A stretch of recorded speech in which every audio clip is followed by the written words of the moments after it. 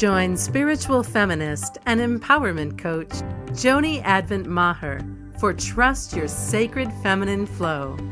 Listen in for intimate conversations about money, transformation, and feminine sovereignty.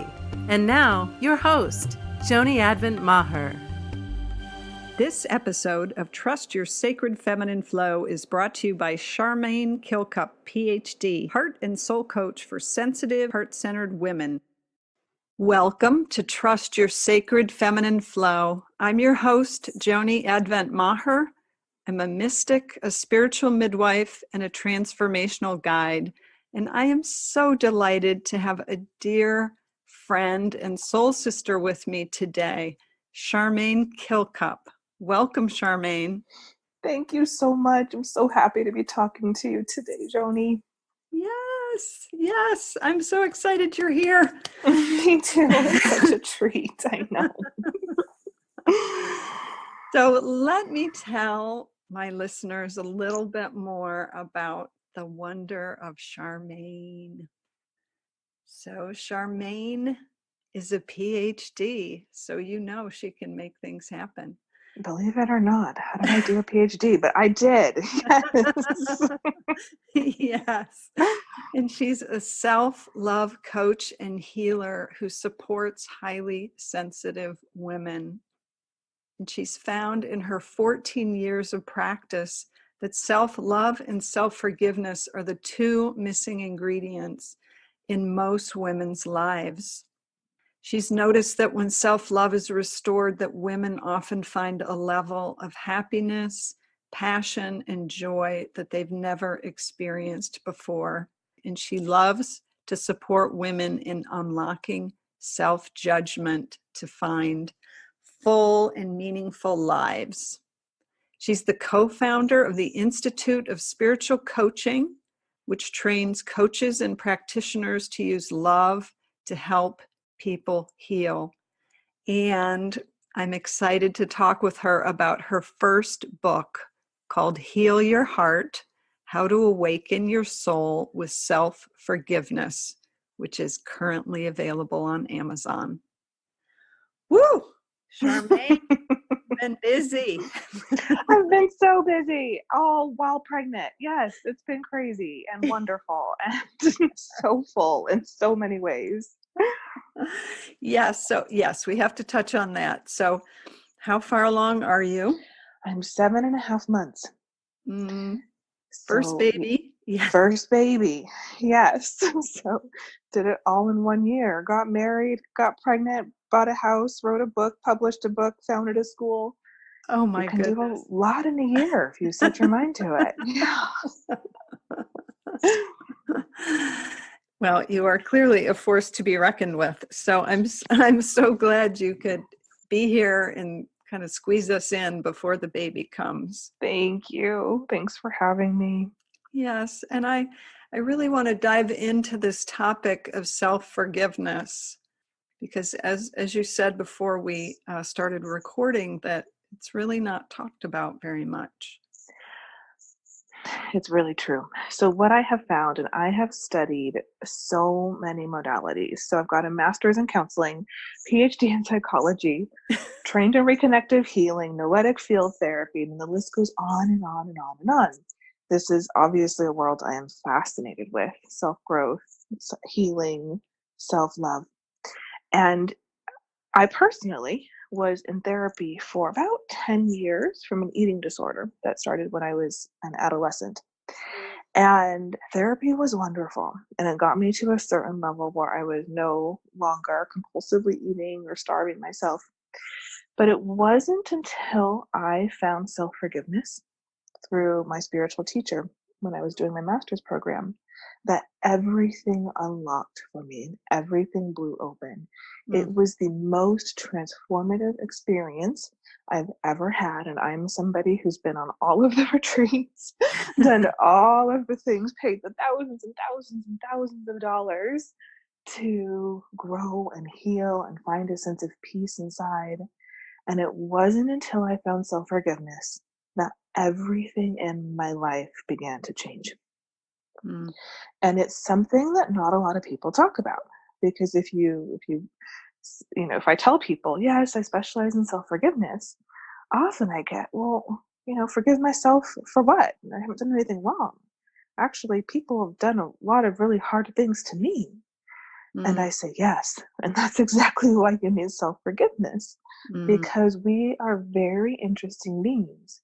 And even if we have been the victim, that's a loaded word, but I'm going to use it, the victim to some kind of trauma or experience or abuse, often our brains will go in and judge ourselves for having experienced that. mm. So an example would be, and I'm kind of diving right into the deep stuff here, but I Yes. love working with women who've experienced sexual trauma. Mm. It's one of my passions. Mm-hmm. And what I have found in every single client I've had who's experienced sexual trauma is that there is an underlying belief that's created that somehow it was my fault or Mm. I did something wrong. Yes. Yeah, I can feel that, right? Yeah. Yes. And that's the same for any kind of emotional abuse, physical abuse, bullying. I mean, the list goes on and on. Often, especially sensitive women who are heart-centered and really caring and empathic will internalize negativity coming at them as I'm failing somehow. Mm. This is my fault. I've done Mm. something wrong. Mm-hmm. And it's interesting because the only way I have found to completely unlock that is through self-forgiveness. So, for example, a woman who's experienced, let's say, sexual abuse, to go in and just tell herself, I am so sorry. I forgive myself for judging myself, for Mm. believing that this was my fault. Just saying that out loud can Mm. change a person's life. Wow. Yeah, can you feel the power in it? I mean, I'm super into Yes. this stuff, but I wonder if other people can feel it as well. Yeah, Absolutely. mhm, It's so freeing. And yeah, I can imagine that part of the dynamic that can also occur with um, perpetrator and victim is there is this like kind of giving over of the whether it's the darker energy or intention, or there is this like way that the perpetrator gives it to the victim, and they're carrying it within themselves. yeah. You're actually naming a dynamic that happens, in that the victim will carry the shame of the perpetrator quite often. You just completely Yes, nailed it. exactly, Yeah, yeah. exactly. And so to realize that that doesn't belong to us Mhm. as someone who's experienced that, it's not ours to carry, it doesn't belong to us. And then again, as you said, that forgiveness component of recognizing, yeah, it's not your It's fault, or it's not right. my fault, I did the best I could, or whatever it is, it's, yeah, it's very, Exactly. And this is really true for the deep stuff, right? The deep traumas we've experienced. But it's also true for those small moments in life that mm, were somehow really impactful. So, one of the stories I share in my book is I have this very vivid memory of being in kindergarten, and I adored my teacher, Miss Irene. She was just, I mean, she was the most incredible angel to me. She was so kind and thoughtful and unconditionally loving. And I was a really quiet, shy kid, and it didn't seem to bother her, which mm, it bothered a lot of teachers, right? So I have this vivid memory of doing arts and crafts, and this was my favorite thing to do. And I was cutting out doilies, and I think it was like a Valentine's Day card we were making. I'm not quite sure. And I was cutting out doilies and happily in my own business, in my own flow, creating art, my favorite activity. And I heard her yell across the room, Charmayne, put that extra in recycling. And it was a harsh tone, which I had never, ever heard from her. wow. And this was a very, very small incident, right? Hmm. But what I have realized over the years is that very small incident created a belief inside of me that, oh, it's not safe to create. Mm, There's certain parameters I have to create, and I can't be free. mm. And then if I create too wildly, someone's going to yell at me. Wow. Yeah. And so it's a very small moment that, may not have affected some kids. But for me, because of the level of sensitivity I had and the level of, I would say, energetic openness, it went in really, really deep and created all of this self-judgment around creativity and doing things right and Mm. making sure I please other people. So it's funny because our minds are just self-judgment machines. They have to find a way to judge ourselves. And as little kids who don't have full brain development yet, we filter everything through our own egocentric world. Mhm. So if we do something wrong, we can't actually take the perspective of the adult and say, oh, they must be having a bad day. Or maybe she didn't get enough sleep, or who knows. The little Right. egocentric, young, sweet brain says, oh, I really messed up. Something must be terribly wrong with me if I got a reaction like that. Yes. Well, and Yeah. I would think it's doubly challenging because you were so relaxed and in the flow Right, exactly. and so shocked or caught off guard that, yeah, if you had seen her simmering or brewing or knew, you know, Exactly. it might have been a different experience. But I think so often that happens to us where we're just kind of in that open, expansive place, and life comes up, or somebody in our life comes up and kind of smacks us upside the head, Yes, metaphorically. yes, And yeah, it's such a shock to the system. absolutely. Yes, and animals know how to process this kind of shock. A bunny who has been chased by a wolf or a coyote, it will, once that chase is over, it'll go find a safe place and discharge and release and shake and let that all go. But we're not trained in how to do that in this culture. So No. instead, we go into our brains and try and make sense of it. And the default mode of the brain is to say, it's my fault. Again, it's my fault. I'm so horrible. I'm so shameful. I'm not good enough. I don't know why we have this default mode installed in our brain, but we do.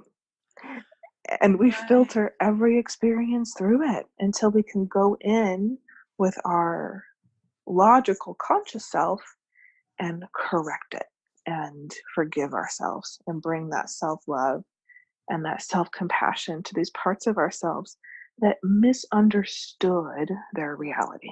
Yes, yes. So I actually have a theory about that. And my theory is that it is a way to feel powerful in a powerless Mm, situation. mhm, mhm. To Yeah, the extent it's my fault, if I could have done it differently, then I have some power in a situation that I was ultimately feeling powerless in. I love that idea. Yeah, it's a sense of control. Yes, If I can just control myself right. and make myself better. Right. If I could Yeah. do it right.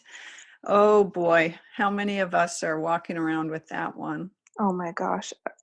I would say 99.9% of us. Yes. And I That's been do, my experience. yeah. Do you feel like gender wise that it is more something that we as women walk around with, or do you see it both across the That's board? a very interesting question. So, what I would say to that is I think women are more aware of it Mm. because of the societal messages we get that there's all of this unconscious messaging that we are wrong somehow. Right. Right. I know. Duh, right. Yeah. Period. Yes. Yes. From what I have seen, there is no way for a woman to be right in this culture. There's no way. You're right. We're, Don't win. you No. can't win. You can't win. We're too young. We're too old. We're too wise. We're too naive. We're too thin. We're too fat. We're too loud. We're too quiet. There is no way for a woman to win. Oh. And we get these messages all of the time, especially in the media, right? And movies, TV shows, we watch people in our lives. And so I think women we're just kind of used to this message that we're not enough. Mm. And we walk around with it, and it really impacts self-esteem. It impacts our desire to lead our own lives. It impacts our desire to speak up. I mean, it impacts everything. And so I do think that it looks more prevalent in women. Mm. Because I'm very passionate about researching masculine and feminine. Uh-huh. I've also come to see that I do think men carry their version of this in general. I'm speaking very generally here. And that men have a lot of trauma in Mm. that they are not allowed to completely be themselves. Mm. I'm married to a man from Texas who is amazing and I love. And I see this operate in him where Oh. he's a really sensitive, amazing guy who's an artist and healer in his own right. He never got to express that part of himself. Mm. He had to get really tough. And so he joined the military. He was a Marine, and he's one of the toughest, strongest guys I know, right? And it's very, very hard for him to even access what he's feeling and tell me about it because that's been trained and drilled out of him. Mm. So I do really think that most men, not all, because there is a level of privilege and arrogance happening in a lot of men that I'm noticing, but a lot of men carry deep self-judgment around their emotions, around their feelings, about deep yearnings to express themselves, either emotionally, artistically, through connection, right? What I have found is that men are so sensitive, but they're not allowed to show it Yes. because the Yes. level of judgment from society is so, so thick. Yes. So I do think men in general, carry a version of this. Mm. It's just harder to access and harder to see. Mm. Yeah. So I would call that you're saying society, but I would call it also just it's the patriarchy. It's like the Mm-hmm. bind Mm-hmm. that we as women, because as you said, like nobody gets a free pass, whether you're a woman or a man. It's Yeah, kind of untenable. absolutely. Absolutely. Yeah, it's a tragedy that's affecting everybody. Right. Which is why we're here to create the new paradigm. Yes. And bring in the new way. Exactly. Yes. Yes. Yes. And to me, it's about creating freedom, Mm. letting women have the freedom to express themselves without that self judgment, and then giving men that space to do the same. And Yes. truly, that's how I see we're going to create a better society. Is if Mm. everybody has the freedom and permission to be in their hearts, be in their loving, because we so desperately yearn for it and crave it, men and women.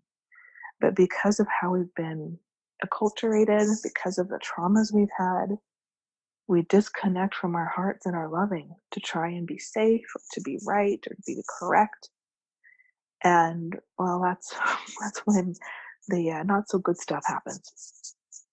Yes, absolutely. Yes. So I would love to hear about your school, and you said you're teaching people how to heal through the power of love. Yes. Tell me about that.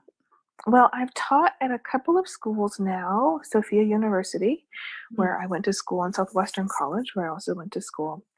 And what I have found in any healing modality that I've studied, psychology especially, coaching especially, there's a missing link, and Mm. that's the self-forgiveness piece and the self-love piece and the loving piece. Mm. And I have a dear friend and colleague, Jessica Flanagan, who is a incredible nutritionist. Absolutely incredible. She's just very gifted with the physical body. And what she's noticed in her clients is that they come to her with physical issues, but the root of those issues are often emotional, spirit, and spiritual, Mm. and often have to do with self-judgment Mm. that happened along the way. Wow. Yeah, so she's actually shifted her practice to incorporate the physical, but also incorporate these deeper levels. So she came to me about a year ago and said, "Hey, I'm seeing a problem here in the coaching training, in the nutrition world. There's all these people who have such good intention and really want to help people heal, but they don't have the training in self-forgiveness and Mm. self-love Mm-hmm. that she and I both have had." And she said, "This is the missing ingredient. This is the piece that changes my clients' lives." And I agreed. I said, "This is the piece that changes my clients' lives too." And so both of us just saw, we really want to get this out there, how to do this self-forgiveness piece, the self-love piece.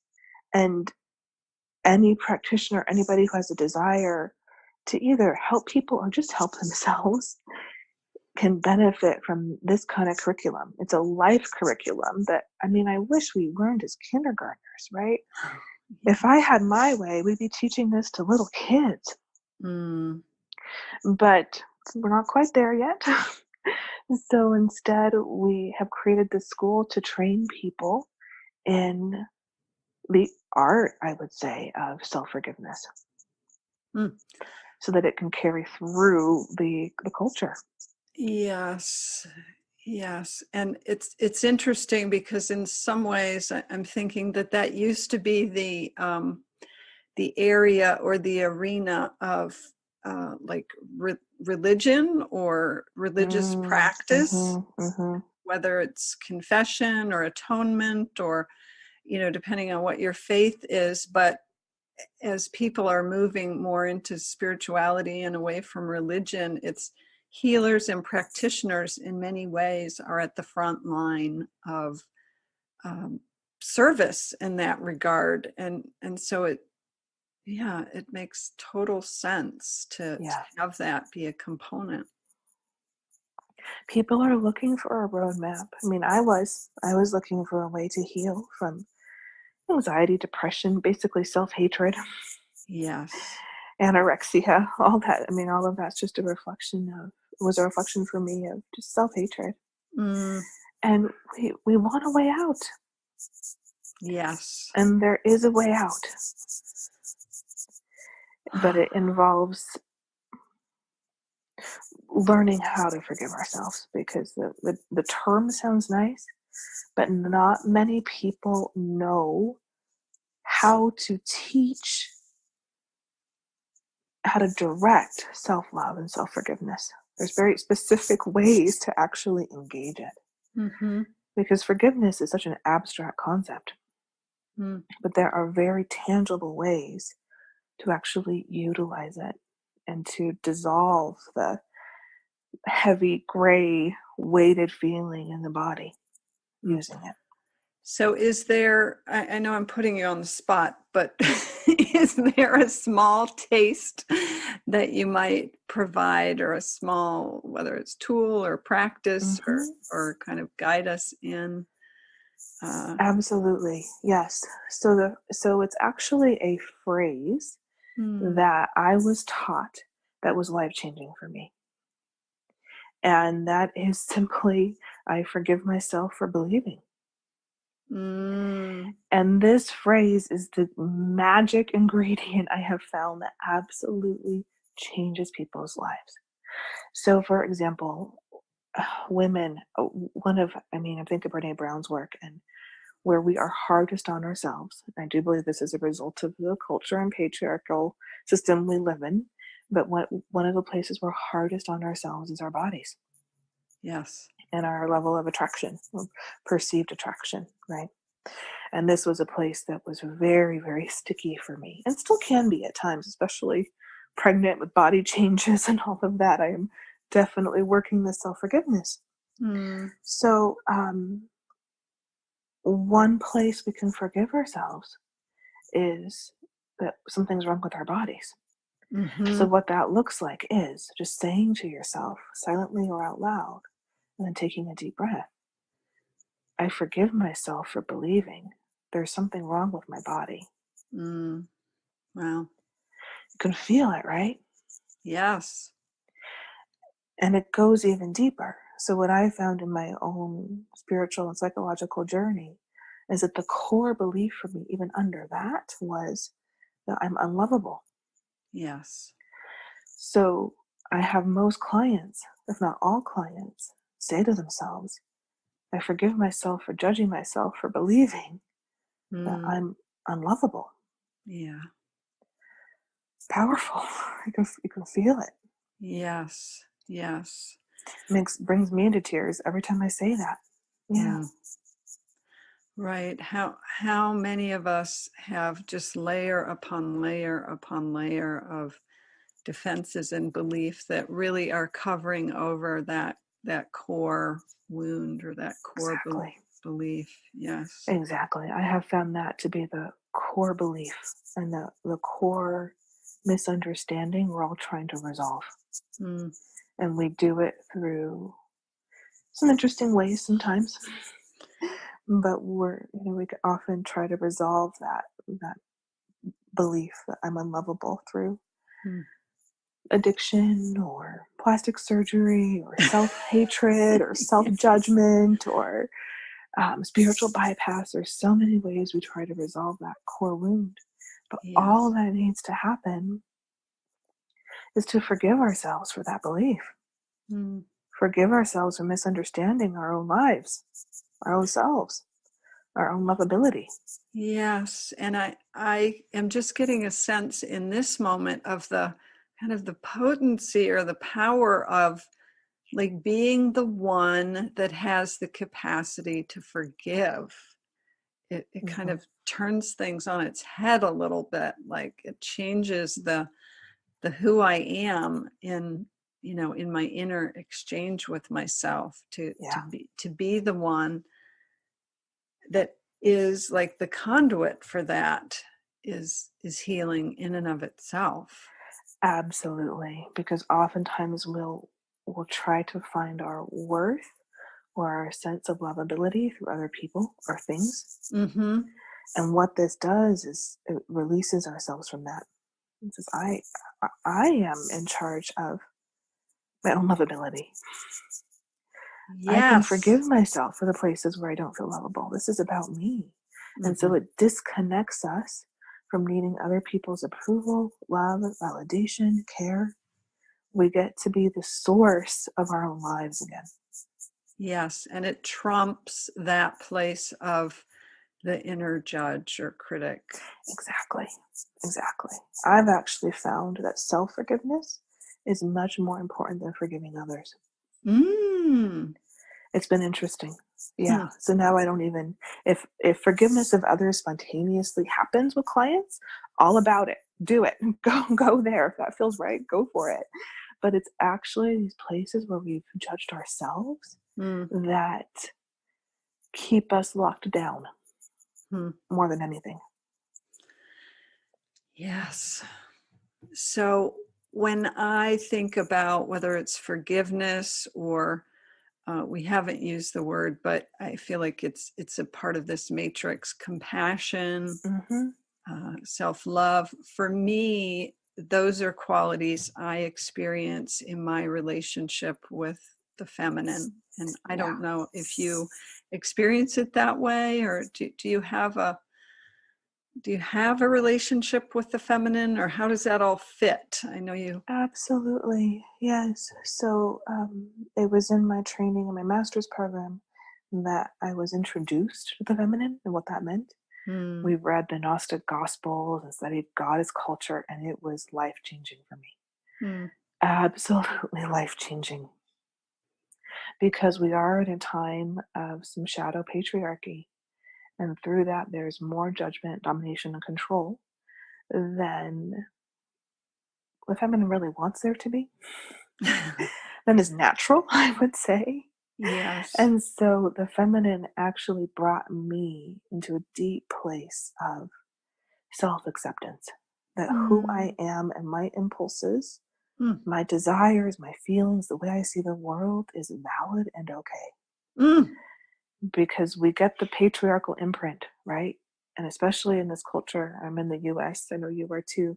Yes. In our culture, we get the imprint of be in your head, be productive, be successful, be ambitious, make a lot of money. That's the template that we are told is right. Yes. And my inner sense of myself, I'm guessing for you too, is completely different from that. Yes. My inner sense of myself and my world is go for joy.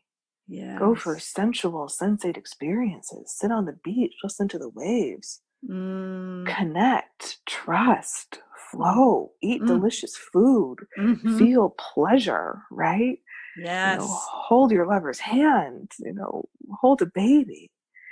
So this is a remedy to that, to the false imprint we get as as women who are going in a patriarchal structure.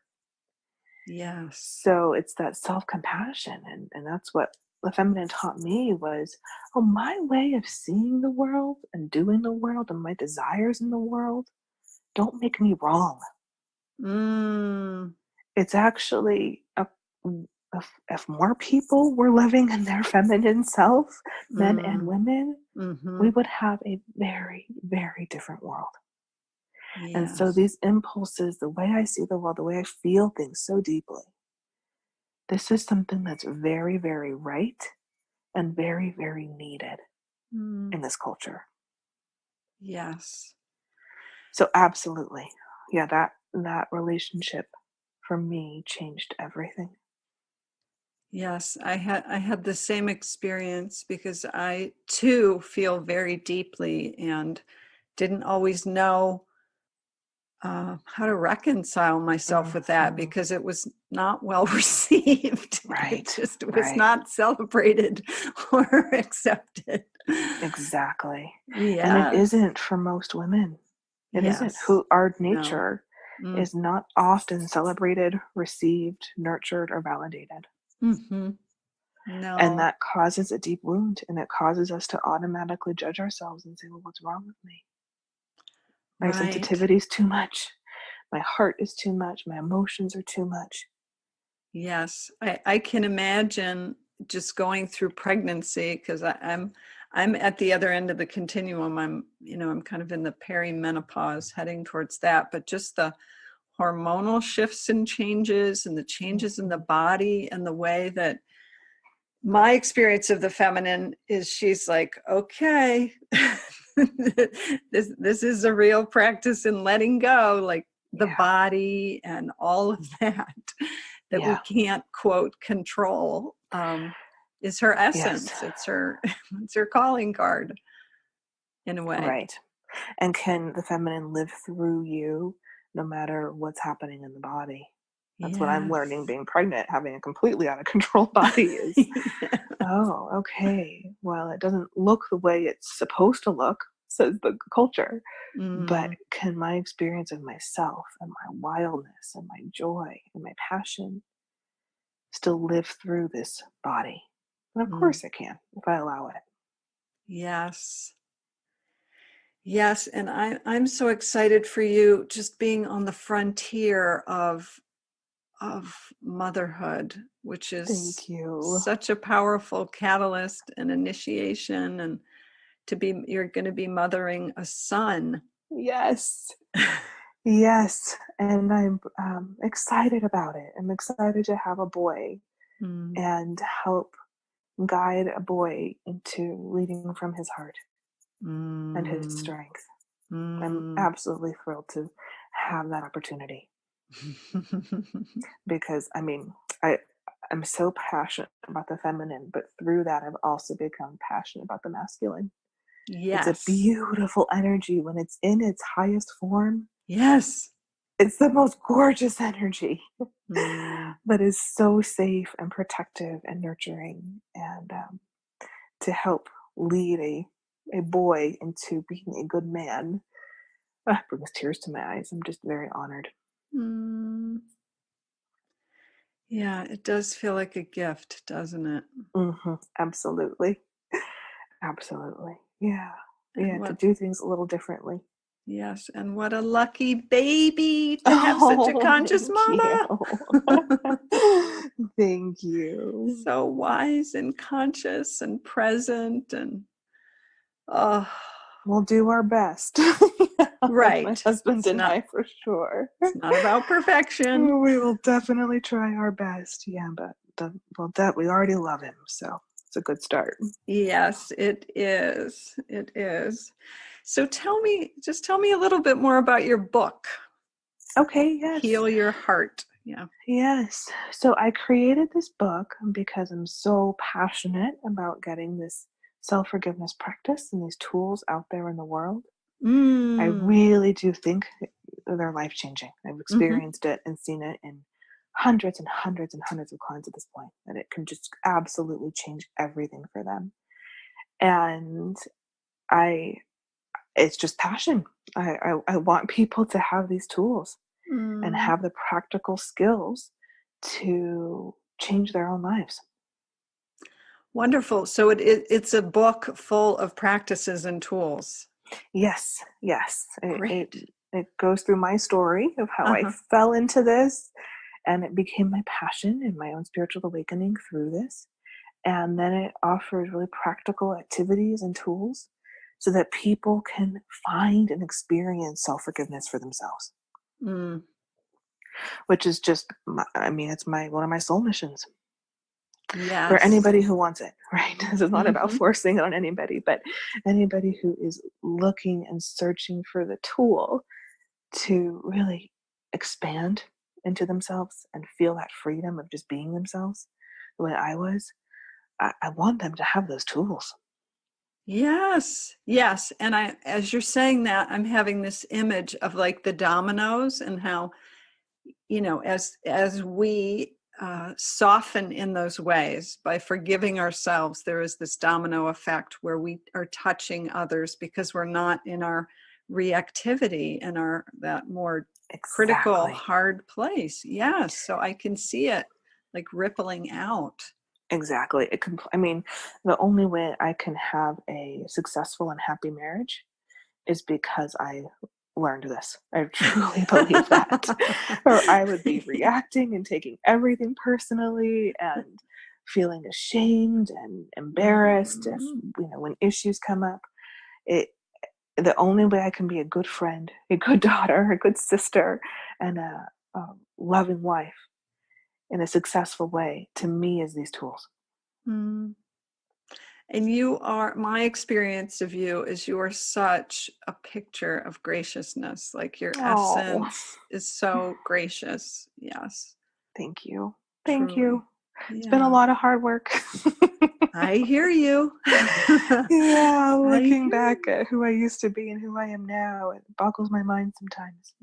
Yes. Well, that prompts the question. So I love to ask my guests if you could speak to that younger version of yourself from your place of wisdom now, what would you want her to know? What would you say to her?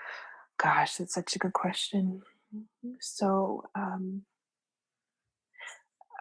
I was a very challenged teen, Mm. very angry, very depressed,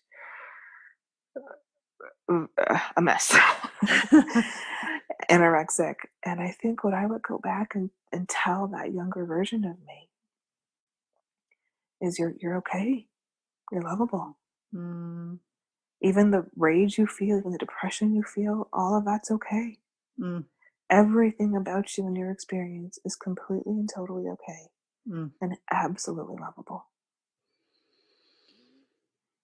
mm. That's what I would have needed to hear Yes. as a teen in my 20s.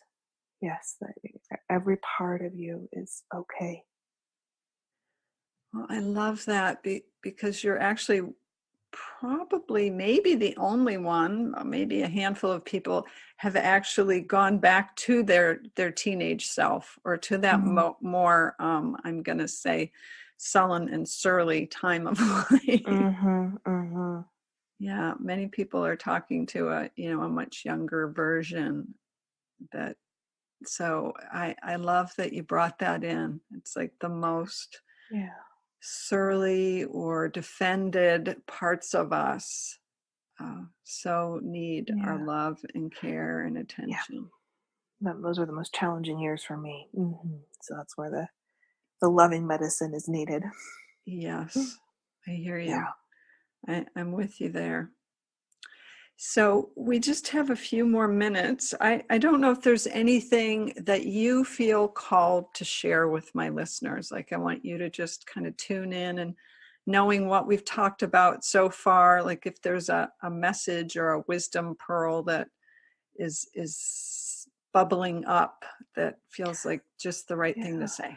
I think it's along those same lines. And if I could tell every person listening, I would tell them you're completely and totally lovable and worthy, no matter what's happened to you, Mm, no matter how you feel, what you've been through.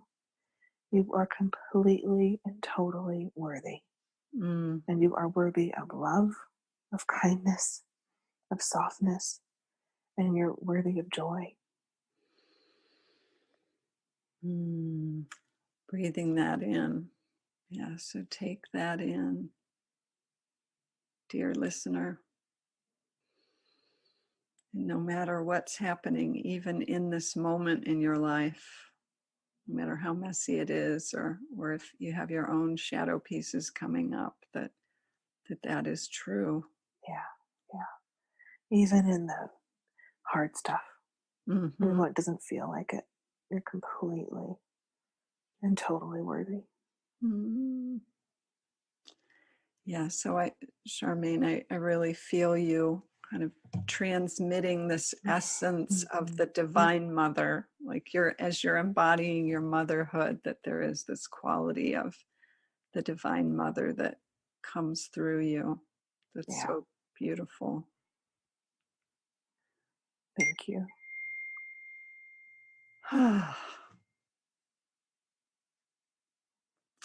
So, I'm sorry, I'm distracted by the ping, No problem. which I thought I got rid of.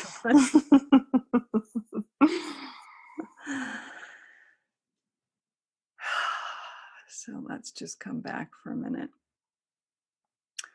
All right, my dear. So if listeners would like to get a copy of your book, and I would say either for themselves or for loved ones, like this is the kind of thing you want to buy for whether it's the sullen teenagers living in your home Yes. or the partner. I know that the book is on Amazon, and I'll have the link, or the link is with the in the description. But if listeners wanted to learn more about you and your work, or you and the school, they can go to your website. Is that right? Yes, my personal website is charmaynekilcup.com, and our school is the Institute of Spiritual Coaching.com. Yes, The welcome to anybody who's curious about that. Yes, yes, yes.